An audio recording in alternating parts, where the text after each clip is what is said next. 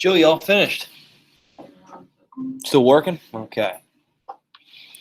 Give you, how about 2 more minutes? 2 more minutes to finish up here. And we'll review them all, and I want to get you working on your project. Ooh, another project coming.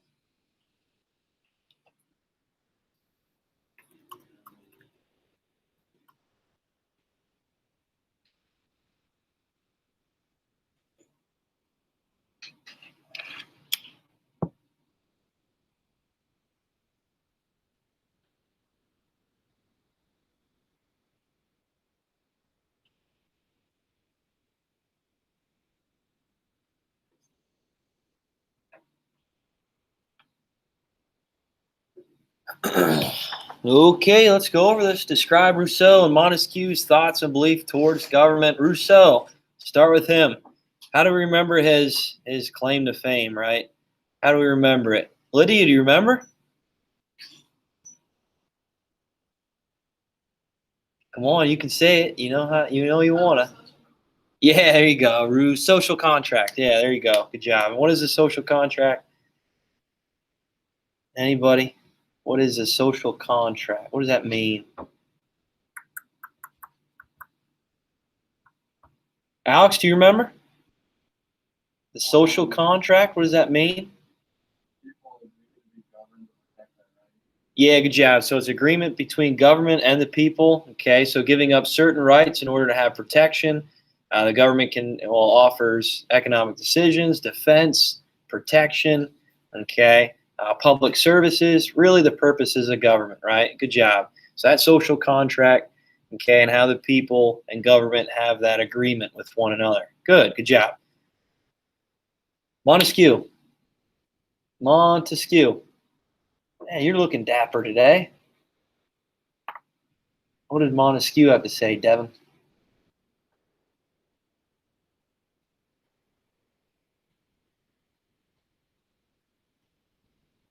I'm putting you on the spot here.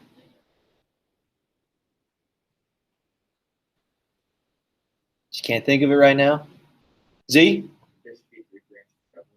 Okay, good job. Branches of government, right? Separation of powers. Okay, good job. So Montesquieu, you remember how we broke it up? Montesquieu. Okay, 3 syllables, right? Three powers. Okay, and we're separating those powers, making sure that one isn't so much more powerful than the others. Okay.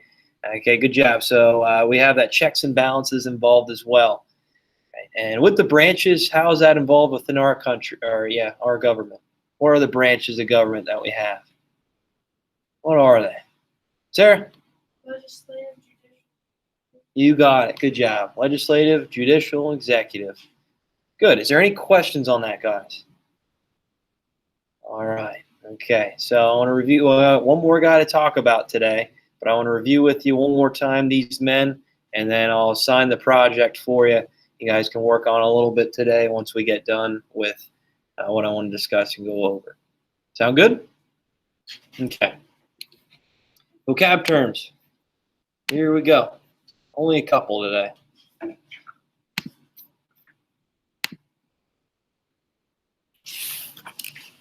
Shays Rebellion, Federalists, Anti-Federalists. We already know Shays Rebellion, so that should be easy. And then we have the Federalists, okay, and the Anti-Federalists. Ooh, here we go.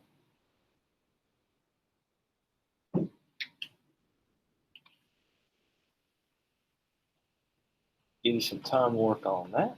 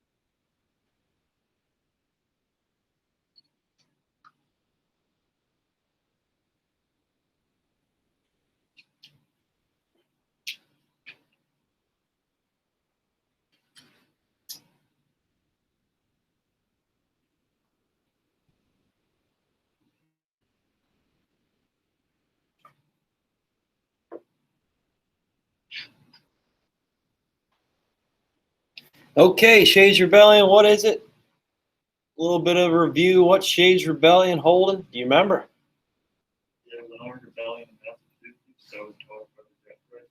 All right, yeah, good job. So the national debt crisis, right, and even protection for the citizens within the states, not only in just Massachusetts, but in particular, Shays Rebellion, Massachusetts, okay, how to alleviate some of these problems with the debt, they had to tax the people and tax these items on farm goods, okay, products, and this pushed many frontiersmen with this social, economic, political divide from the east and the west, and these western frontiersmen, led by Daniel Shays, okay, they stormed the armory, and they wanted to have their say. Okay, they wanted to make sure that this is, this push for some sort of change. And with Shays Rebellion leads to the end of the Articles of Confederation and Constitutional Convention, which we'll talk more about tomorrow, and how colonial heritage is now used, then used to help build this Constitution. Okay, good. Federalist. What is a Federalist? Z, go ahead. They believed in centralized national government with strong federal roots. Yeah, good job. So Hamilton, Washington, those men, they're trying to push for a central government, a stronger national government, in order to try to have some sort of authority. Okay, and many people pushed against this. They said, "Listen, we don't want to try to create another absolute monarchy or an absolute leadership. The central government shouldn't be stronger than the states." But in a federalist viewpoint, we need a stronger central government. The states need to abide by the rules that the central government enables and pushes out. Okay, and these federalists, this is a political party at the time that pushed for a stronger sense of a national government. All right, good. And then the anti-federalists, what do we think of that? Anti-federalists. There's another name for it called democratic.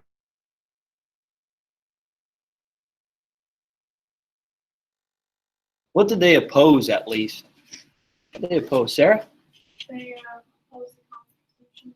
It's supported smaller state-based governments. Yeah. They wanted to Awesome, good job. So they opposed the Constitution, ratification of it, just because they didn't want the central government to become too strong.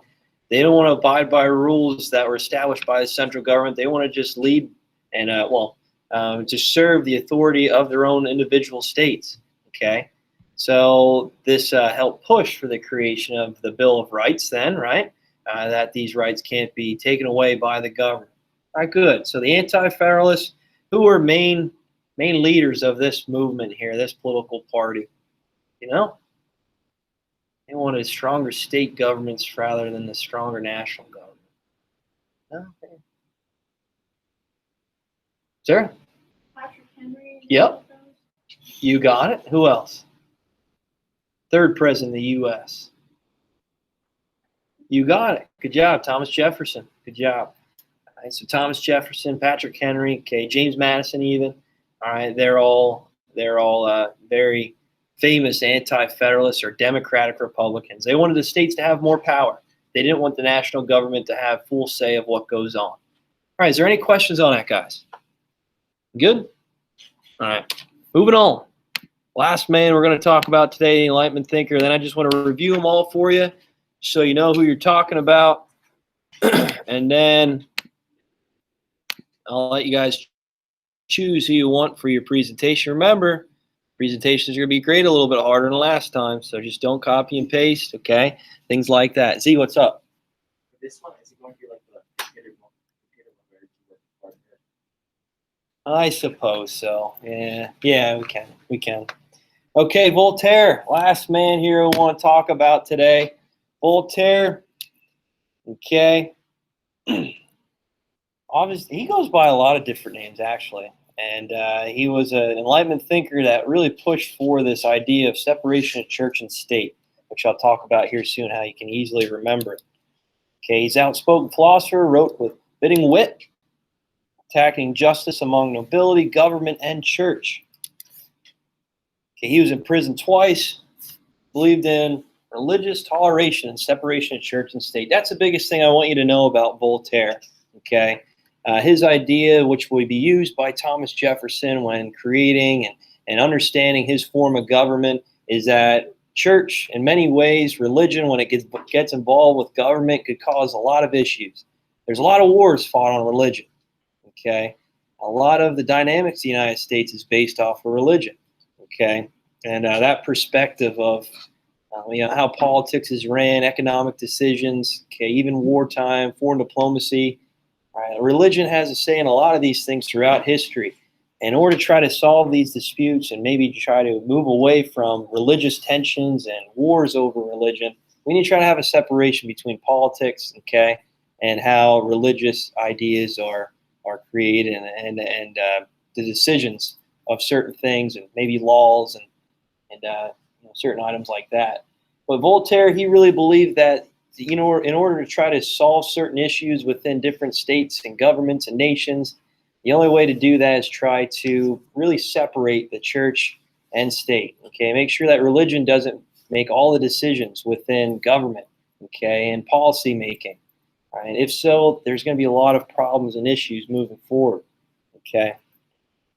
So Voltaire, exiled to England for 2 years, defended principles, fought superstition and ignorance, lifelong struggle for justice, tolerance, and liberty. So because of these ideas of separating church and state, many people thought that this man was an anarchist, that he was trying to push for something that will create problems in society. Okay, for many years in time, okay, government really used religion as their core values and their principles of good moral characteristics and development of society. And with religion, it was to a point where it was really controlling society. And he knew that with corruption, the Holy Roman Empire, and a lot of these religious figures really corrupting society and causing problems and issues in society, he thought we need to try to separate this and end these problems. Okay, the only way to do that is try to eliminate this church and state. Okay. And that's the last Enlightenment thinker I wanted to talk about. Is there any questions on Voltaire before I move on? All right, so I want to put up a graph for you. Easy way to remember these men. And you can really choose which Enlightenment thinker you want to research a little bit more to present on. Well, Enlightenment thinkers, we talked about 5 of them.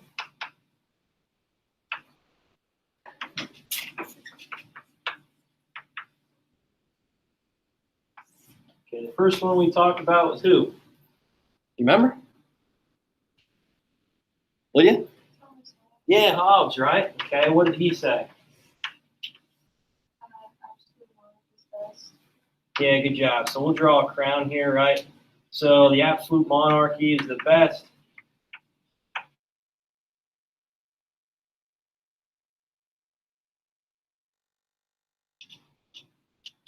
He said, believe people needed governance and order.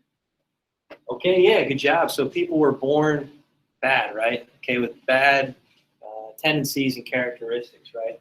So people are greedy, bad moral characteristics. They needed an absolute monarchy in order to guide them and keep them in the right direction. Good job. So we don't need to talk about him too much anymore. So we have Hobbes. Who's next? Do we talk about? Who's next? Z? John Locke. Good job. And we talked about his 2 treaties of government, right? And what did he say? What was his biggest claim to fame here? Well, Laura? Wasn't that Oh, you got it. property is one. Got it. Property, Yep. and then what other You said property, right? You said life, liberty, right? There you go. Life, liberty, and property. Good job. And how we remember him is that we're locking it in. Okay, these natural rights. Okay, the natural rights that we need to have in order to, live a good society and make sure that government's not taking these natural rights away from us, right? Good. Natural rights. All right, third one we talked about. Who was it? Who else did we talk about? Holden, you remember? You weren't here for that one. I might have been, I don't We just talked about him in the bell ringer. know. Huh? Yeah, Rousseau. Good job. And don't worry about the spelling. I know I'll probably spell it wrong. Rousseau. Actually, that's going to bother me. I should probably look that up. There you go.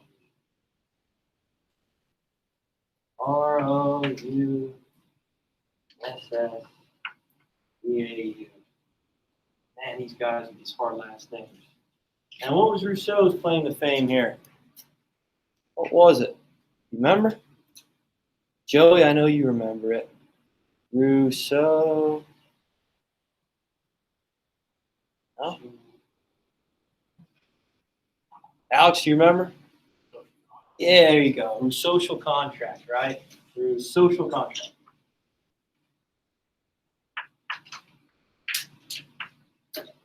The agreement of the people and governments. The government and the people.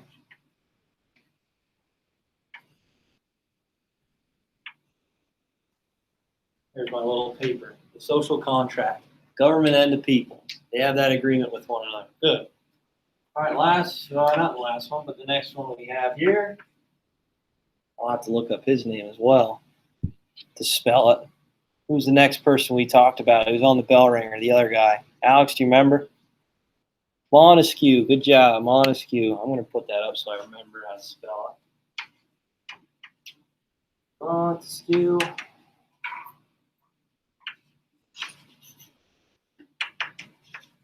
Good. And what was his claim to fame? Sarah, do you remember? 3 branches of government. Good job. 3 branches of government.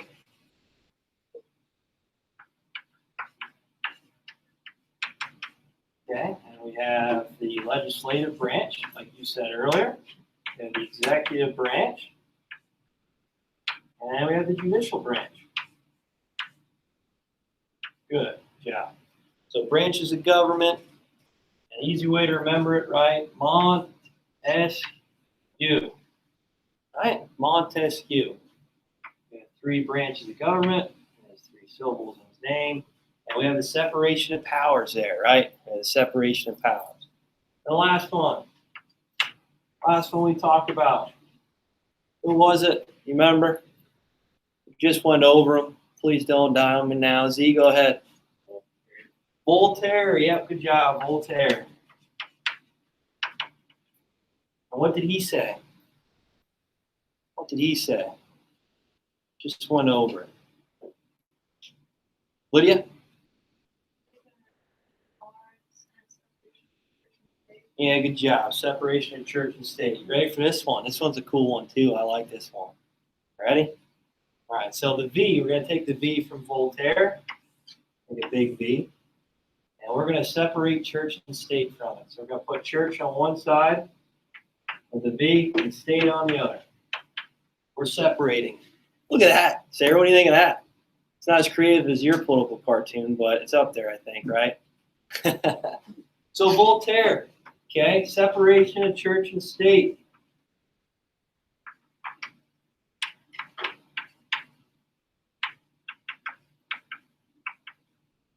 Okay, so we have church on one side of the V in Voltaire and state on the other.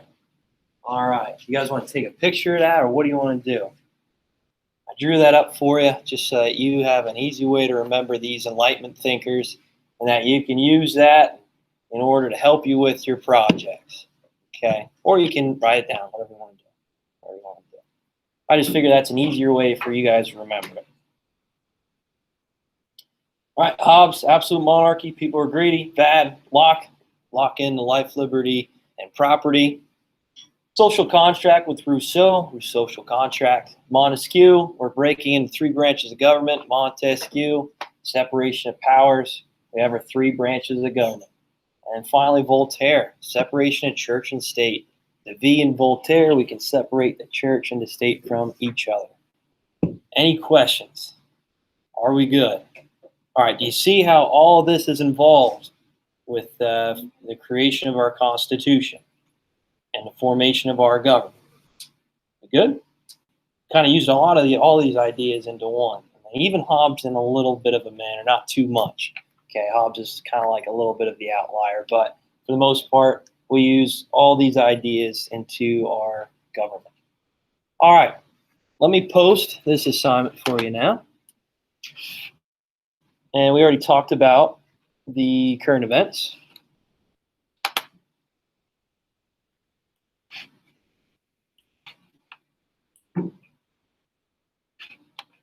Okay, so classwork. Assignment. Taking a few seconds to put this in.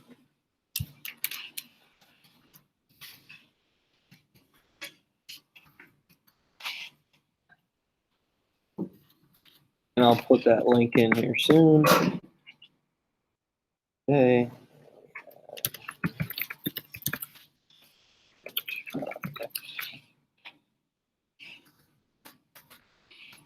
Or big one.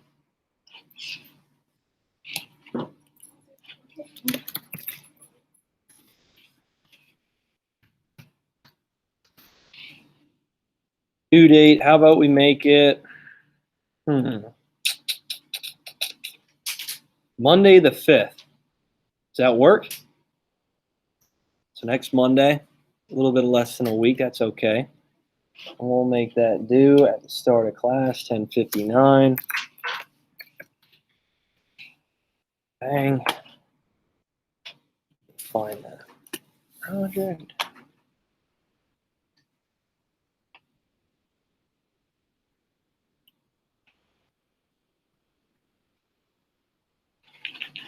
Freedom.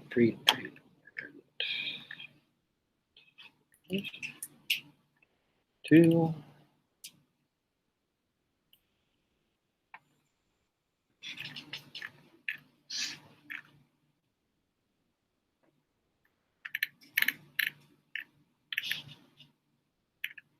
Find it.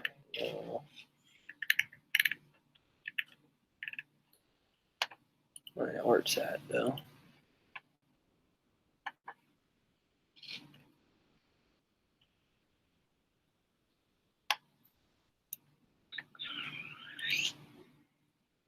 Aha, found it. There it is. Copy for each student. And sign.